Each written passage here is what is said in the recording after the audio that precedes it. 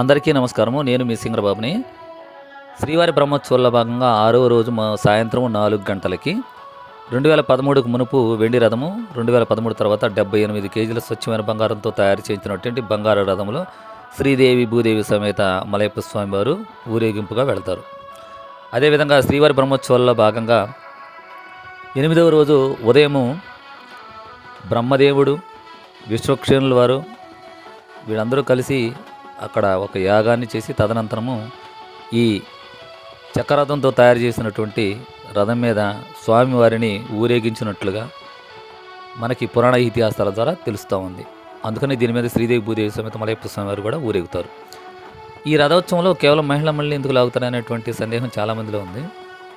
దీనికి కారణము స్వామివారి పరమ పవిత్రమైనటువంటి భక్తురాలైన తరిగొండ వెంగమాంబ. ఈవిడ పేరు మీద ప్రస్తుతం అన్నదానం నడుస్తుంది. ఈవిడ శ్రీవారి ఆలయంలో శ్రీవారిని దర్శించుకోవడంతో పాటు ఎక్కువగా ఆలయంలో గడుపుతూ ఉండేటువంటిది. ఇది నచ్చినటువంటి కొంతమంది పూజారులు ఆవిడని సూటిపోటి మాట్లాడడంతో ఆవిడ మనసు నొచ్చుకొని శ్రీవారి ఆలయం లేవడానికి మారివేస్తుంది. ఇదే విధంగా కొద్ది రోజుల తర్వాత ఉత్సవాలు రావడం, దానిలో భాగంగా రథోత్సవం జరగడం, ఆ రథము తరిగొండ వెంగమాంబ వారి ఇంటి ముందుకు వెళ్ళి ఆగిపోతుంది.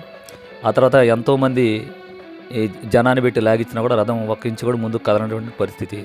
ఇది గమనించినటువంటి ఒక పూజారి స్వామి వేరే మధ్యవర్తిత్వాన్ని పంపించి తరిగొండ వెంగమాంబని ఒప్పించి తీసుకొని రావడం, ఆవిడ తన మనసు మార్చుకొని వచ్చి స్వామివారికి దండం పెట్టుకుని ఆవిడ రథం లాగడం, దానితో రథం ముందుకు సులభంగా కదిలి వెళ్ళడంతో అప్పటి నుండి ఇప్పటి వరకు రథోత్సవంలో మహిళలు మాత్రమే లాగాలనేటువంటి సాంప్రదాయాన్ని కొనసాగిస్తూ ఉండటం విశేషంగా మనం చెప్పుకోవచ్చు.